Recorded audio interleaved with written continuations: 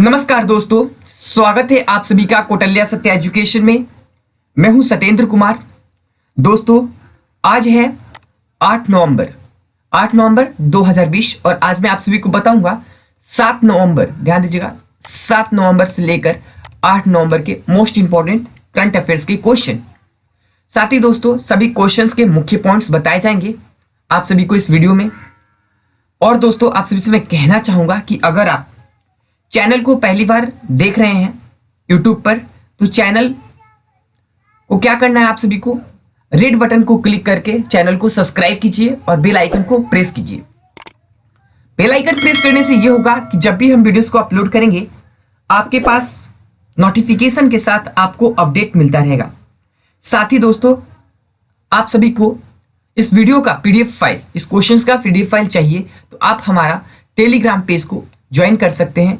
Telegram page का link यहाँ पे दिया हुआ है और आप सभी को बता दूं कि टेलीग्राम पेज का लिंक डिस्क्रिप्शन बॉक्स में भी दिया हुआ है। उस लिंक को आप लोग क्लिक करके डायरेक्ट ही टेलीग्राम पेज को ज्वाइन कर सकते हैं। वहां पे दोस्तों आप सभी को डेली पीडीएफ फाइल प्रोवाइड करा दिया जाता है, यानी कि टेलीग्राम पेज पे पीडीएफ फाइल बहुत इंपॉर्टेंट है। किस लिए इंपॉर्टेंट है कि आप लोग अपने लिए नोट्स बना सकते हैं टेली के लिए, ठीक है। तो आपको क्या करना है, पीडीएफ फाइल लेना है टेलीग्राम पेज से और नोट्स जरूर बनाना है।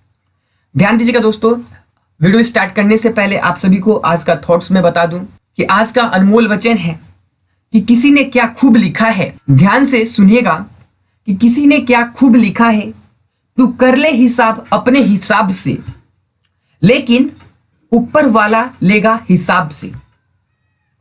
अपने हिसाब से जिंदगी से हम कितने सही हैं और कितने गलत, जिंदगी से हम कितने सही और कितने गलत हैं, ये सिर्फ दो ही शख्स जानते हैं। ये सिर्फ दो ही शख्स जानते हैं। कौन कौन? तो आप सभी को पता होगा कि परमात्मा और अपनी आत्मा, परमात्मा और अपनी अंतर आत्मा। आप जानते हो और भगवान जानते हैं कि आप क्या करते हो, क्या नहीं करते हो, अगला कोई नहीं जानता है, ठीक है। दूसरों के पास अच्छा बनने से कुछ नहीं होगा। पहले आप अपने अंदर की छवि को दिखाओ कि आप कैसे हो। आप दूसरे के पास तो बहुत अच्छे बनते हो, बट आप अपने अंदर सोचो कि मैं कैसा हूं, ठीक है। ये बात पर गौर करना दोस्तों, काफी बात सोचने वाली बात है कि आप सोचोगे कि मैं अपने फादर के पास अच्छा हूं, दिखाने के लिए अच्छा हूं, लेकिन आप अपने लिए आप खुद से सोचो कि मैं कैसा हूं, ठीक है। ये बहुत ही इंपॉर्टेंट आप सभी को आज का थॉट्स बताया गया। तो चलिए इसी के साथ इस वीडियो को स्टार्ट करते हैं। पहला प्रश्न देखते हैं। साथ ही दोस्तों, आप अपने दोस्तों के पास इस वीडियो के लिंक को शेयर जरूर कीजिएगा ताकि वो भी आज की वीडियो को देख लें। तो चलिए पहला क्वेश्चन ध्यान दीजिएगा। प्रश्न 1 है कि वैश्विक डेयरी निकाय, इंटरनेशनल डेयरी फेडरेशन यानी कि IDF के बोर्ड में सर्वसम्मति से किसे चुना गया? तो राइट आंसर होगा दोस्तों option A. Option A is right answer, Dilip Rath. Right answer क्या होगा? ऑप्शन ए, दिलीप रथ को चुना गया। तो चलिए इस क्वेश्चन के मुख्य पॉइंट को समझेंगे। ध्यान दीजिएगा कि राष्ट्रीय डेयरी विकास बोर्ड यानी कि NDDB के अध्यक्ष कौन है? दिलीप रथ, ठीक है। सर्वसम्मति से वैश्विक डेयरी निकाय, इंटरनेशनल डेयरी फेडरेशन IDF के बोर्ड में चुना गया है। किन्हें चुना गया है? तो NDDB के अध्यक्ष दिलीप रथ को चुना गया है। वह भारतीय राष्ट्रीय समिति के सदस्य सचिव और डेयरी नीति और अर्थशास्त्र पर अस्थायी समिति के सदस्य के रूप में IDF के साथ पिछले 10 वर्षों से जुड़े हैं। कितने वर्षों से जुड़े हैं? तो पिछले 10 वर्षों से जुड़े हैं। ध्यान दीजिएगा, इंपॉर्टेंट क्वेश्चन है दोस्तों, काफी इंपॉर्टेंट है, तो वीडियो को जरूर अच्छे से देखिएगा। और आप सभी से अनुरोध है कि वीडियो को स्किप नहीं कीजिएगा, अंत तक जरूर देखिएगा। चलिए प्रश्न दूसरा देखते हैं। नेक्स्ट प्रश्न, प्रश्न 2 है कि युद्ध और शस्त्र संघर्ष में पर्यावरण के शोषण को रोकने के लिए अंतर्राष्ट्रीय दिवस प्रतिवर्ष किस तारीख को मनाया जाता है? ध्यान दीजिएगा।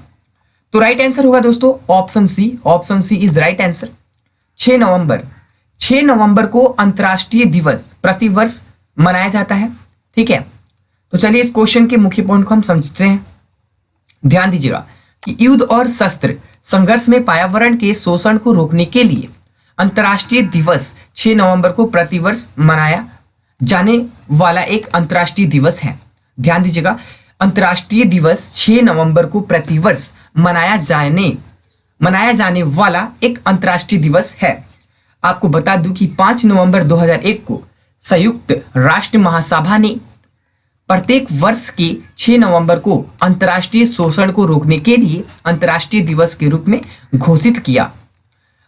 युद्ध और शस्त्र संघर्ष में पर्यावरण दिवस मनाना जाता है। दोस्तों ध्यान दीजिएगा। चलिए इसी के साथ हम अगला प्रश्न देखेंगे, प्रश्न नंबर 3।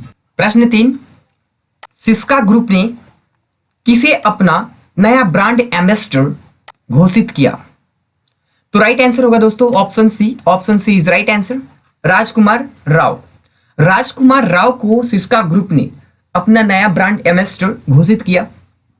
तो चलिए इस क्वेश्चन के मुख्य पॉइंट को हम समझते हैं। ध्यान दीजिएगा, fast moving electrical goods FMEG company Syska group ने अभिनेता राजकुमार राव को ब्रांड का नया चेहरा बनाया। ध्यान दीजिएगा, राव LED और फैन सेगमेंट में सिस्का उत्पादकों को बढ़ावा देने के लिए कंपनी के साथ मिलकर काम करेंगे। ध्यान दीजिएगा, साझेदारी में सिस्का ग्रुप एक नया विज्ञापन शुरू करेगा जिसमें राजकुमार LED और प्रशंसकों को पर ध्यान केंद्रित करेंगे। LED और जो प्रशंसकों हैं, जो पब्लिक है, उनका ध्यान क्या करेंगे? केंद्रित करेंगे। कौन करेंगे? तो राजकुमार राव। राजकुमार राव अभिनेता हैं। ठीक है, चलिए इसी के साथ हम अगला प्रश्न देखते हैं, प्रश्न नंबर 4 कि भारत ने कोविड-19 वैक्सीन पर किस देश के साथ समझौते ज्ञापन पर हस्ताक्षर किए हैं? तो राइट आंसर होगा option C. Option C is right answer, Bangladesh.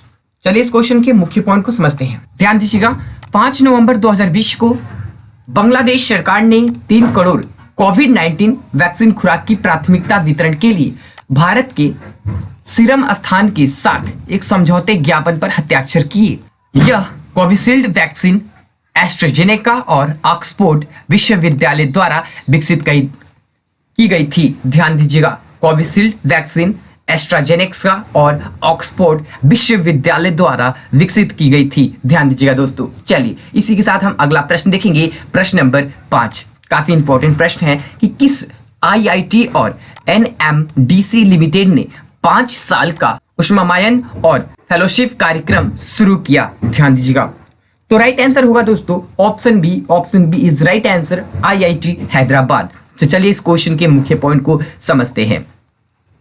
Indian institute of Hyderabad यानी कि IIT हैदराबाद और NMDC लिमिटेड ने 5 साल के संयुक्त उष्मामायन और फेलोशिप कार्यक्रम का सहयोग और शुभारंभ किया। यह कार्यक्रम 2020 यानी कि नवंबर 2020 से शुरू होगा। ध्यान दीजिएगा दोस्तों कि NICE कार्यक्रम नाम की पहल का उद्देश्य डीप टेक स्टार्टअप्स को इंक्यूबेशंस और फेलोशिप सपोर्ट प्रदान करना है। ध्यान दीजिएगा कि जो छात्र कार्यक्रम के लिए आवेदन करना चाहता है वे आवेदन के लिए niceprogram.in की आधिकारिक साइट पर जा सकते हैं। कि जो छात्र आवेदन करना चाहता है वो niceprogram.in की आधिकारिक साइट पर जाकर वो आवेदन कर सकता है। ध्यान दीजिएगा, niceprogram.in पर जाकर आवेदन कर सकता है। चलिए अगला प्रश्न देखें, प्रश्न नंबर 6। ध्यान दीजिएगा, काफी इंपॉर्टेंट प्रश्न है कि किस देश ने एक ही रॉकेट में 13 उपग्रहों का सफलतापूर्वक प्रक्षेपण किया? ध्यान दीजिएगा, तो राइट आंसर होगा दोस्तों option D. Option D is right answer, चीन। ध्यान दीजिएगा, तो चलिए इस क्वेश्चन की मुख्य पॉइंट को समझते हैं। 6 नवंबर 2020 को चीन ने एक ही रॉकेट में सफलतापूर्वक 13 उपग्रह लॉन्च किए। इन 13 उपग्रहों में से 10 अर्जेंटीना के थे। यह देश द्वारा विदेशी उपग्रहों का सबसे बड़ा प्रक्षेपण है। ध्यान दीजिएगा। चलिए अगला प्रश्न देखते हैं, प्रश्न नंबर 7। डॉन टेलबोट का निधन वो किस खेल से संबंधित हैं? तो राइट आंसर होगा दोस्तों option C. Option C is right answer, तैराकी। डॉन टेलबोट का निधन हो गया, वो तैराकी से संबंधित थे, वह तैराकी खेल से संबंधित थे। तो चलिए इस क्वेश्चन के मुख्य पॉइंट को समझते हैं। ऑस्ट्रेलिया इंस्टीट्यूट ऑफ स्पोर्ट के फाउंडेशन डायरेक्टर और देश के महानतम कोच में से एक डॉन टेलबोट का निधन हो गया है। वह 87 वर्ष के थे। वो कितने वर्ष के थे? तो 87 वर्ष के थे। Sport Australia hall of fame ने बुधवार को एक बयान जारी कर कहा कि टेलबोट का शांतिपूर्वक निधन हो गया। तैराकी ऑस्ट्रेलिया ने कहा कि गोल्ड कोस्ट किसलेड राज्य में टेलबोट की मृत्यु हो गई। डॉन टेलबोट ऑस्ट्रेलिया के सुनहरे तैराकी युग के शीर्ष पर था। ध्यान दीजिएगा, sports Australia hall of fame के अध्यक्ष जॉन ब्रैटेड, जो कि तैराकी के पूर्व ऑस्ट्रेलिया अध्यक्ष हैं, उन्होंने एक बयान में कहा। ध्यान दीजिएगा। चलिए अगला प्रश्न देखते हैं। प्रश्न नंबर 8 काफी इंपॉर्टेंट है कि देखिएगा कि किस बैंक ने एक व्यापक बैंकिंग कार्यक्रम शुरू किया। तो राइट आंसर होगा दोस्तों option B. Option B is right answer, ICICI right answer. Option B is right answer. तो चलिए इस क्वेश्चन के मुख्य पॉइंट को हम समझेंगे। ध्यान दीजिएगा कि नीति ऋणदाता आईसीआईसीआई बैंक ने अपने शास्त्र शब्दी ग्राहकों के लिए एक व्यापक बैंकिंग शुरू किया 18 वर्ष से 35 वर्ष के आयु वर्ग में, जिसे आईसीआईसीआई बैंक माइन कहा जाता है। क्या कहा जाता है? आईसीआईसीआई बैंक माइन कहा जाता है। आईसीआईसीआई बैंक माइन भारत का पहला और अनोखा उत्पाद है जिसे बैंक द्वारा लॉन्च किया गया है। सहस्त्राब्दी ग्राहकों को मोबाइल पहले अत्यधिक व्यक्तिगत और अनुभवनात्मक नेतृत्व वाले बैंकिंग अनुभव प्रदान करता है। क्लियर है? चलिए अगला प्रश्न देखें। प्रश्न नंबर 9 ध्यान दीजिएगा।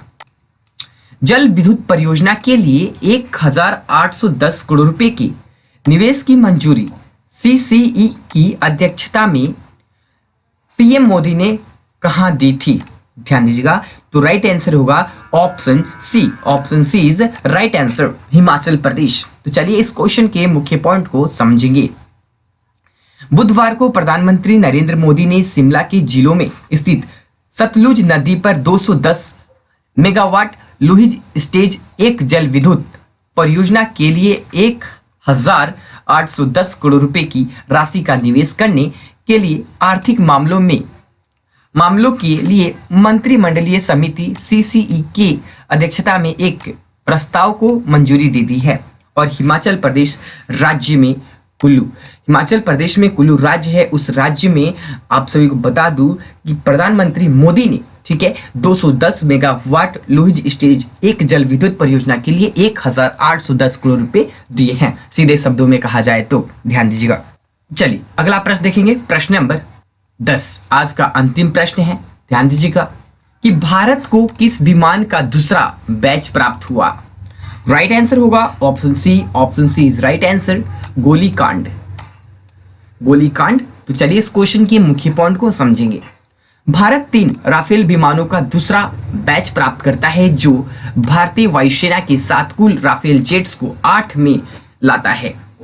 फ्रांस ने नॉन स्टॉप उड़ान भरने के बाद 3 राफेल जेट का दूसरा बैच 4 नवंबर 2020 को गुजरात के जामनगर में उतारा। इससे पहले 5 राफेल जेट का पहला जत्था 28 जुलाई को भारत आया था। ध्यान दीजिएगा। और उन्हें 10 सितंबर को हरियाणा के अंबाला एयरबेस में आधिकारिक तौर पर भारतीय वायुसेना में शामिल किया गया था। कितने तारीख को किया गया था शामिल? तो 10 सितंबर को।